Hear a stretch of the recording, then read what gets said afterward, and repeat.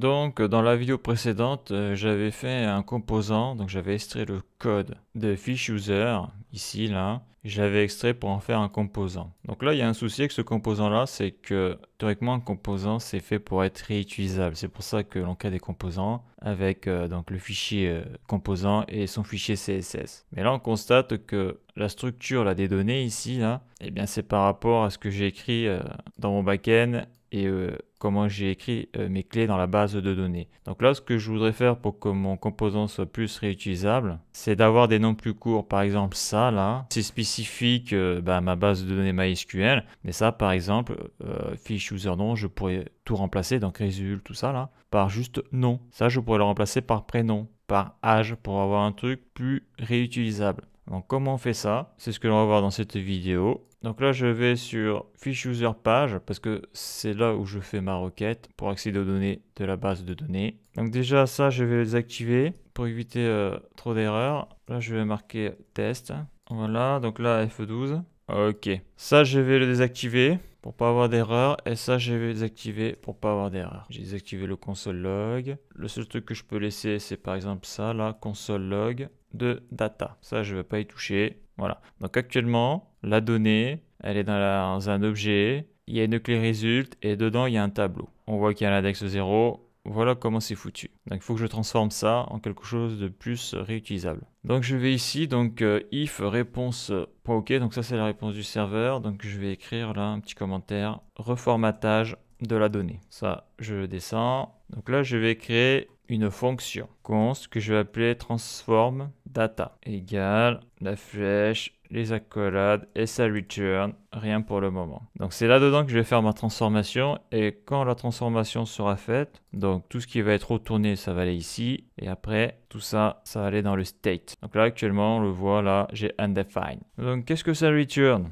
Donc je mets les accolades. Donc déjà, je vais définir mes clés. Donc ça va être la clé edge, virgule, nom, virgule. Donc là déjà on voit qu'il y a un objet JavaScript qui apparaît, qui est vide. Photo, d'ailleurs c'est point virgule. Là j'ai oublié le point. Après je vais mettre prénom. Donc je vais mettre tout ce qu'il y a dans la colonne de la table de la base de données. Donc âge, nom, photo, prénom. User ID, peut-être que j'en aurai besoin ultérieurement. Et ID fiche. Voilà, donc ça c'est des noms raccourcis. Donc après, pour y accéder, donc on l'a vu à la base, pour accéder à la donnée, il fallait faire data.result, index 0. Bon, je vais prendre celui-là, CTRL-C. Donc tout ça on l'a vu dans la vidéo précédente. Sauf que là, c'est pas dans data que je vais chercher l'objet, c'est dans data response. Car ça c'est la data, ça c'est le state data. Donc là, la donnée brute, elle est là-dedans. Je fais CTRL-V, voilà. Donc là, c'est pas user photo profil, c'est comme on peut le voir ici. Donc là, si je monte,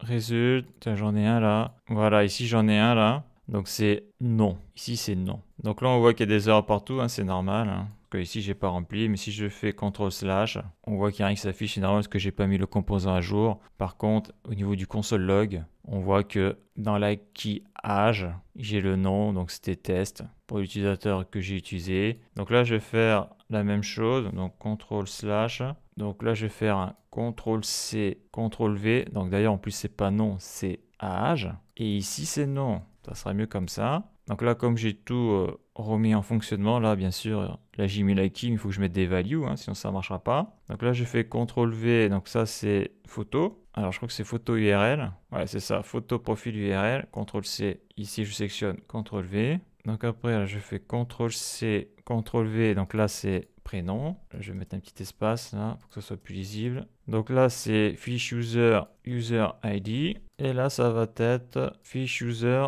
ID fiche. En principe, maintenant, il ne devrait plus y avoir d'erreur. Si j'actualise, voilà, donc le state data. Donc là, on voit que dans la clé H qu'il y a ici, j'ai bien mis l'âge 12. L'ID fiche, donc là, il y a une erreur, c'est pas la bonne clé. Donc ça, je vais le voir après. Donc le nom test, la photo, c'est bon. Le prénom, c'est bon. L'user ID, c'est bon. Donc là, le problème, il est au niveau de la clé ici, là, du user ID. Donc plus haut, je l'avais mise. Donc là, si tu veux savoir le nombre de clés qu'il faut mettre, c'est facile. Il faut aller, par exemple, ici, là, je vais mettre un console log de data response, CTRL-C, CTRL-V, que je vais enlever juste après. Donc la clé, c'est quoi là? Donc là, j'ai result array. Donc je suis ici. Donc le result, ok. Le 0, d'accord. Donc la clé, c'est ça là. ID fish user. Donc là, je fais CTRL-C, CTRL-V. Voilà, donc là j'ai toutes les clés, ça correspond, c'est bon. Donc ça je peux le virer, c'est bon. Donc maintenant là, je vais actualiser là. Qu'est-ce que l'on voit? On voit que maintenant dans le state data, j'ai la key age 12, ID fiche 70, nombre, photo, prénom,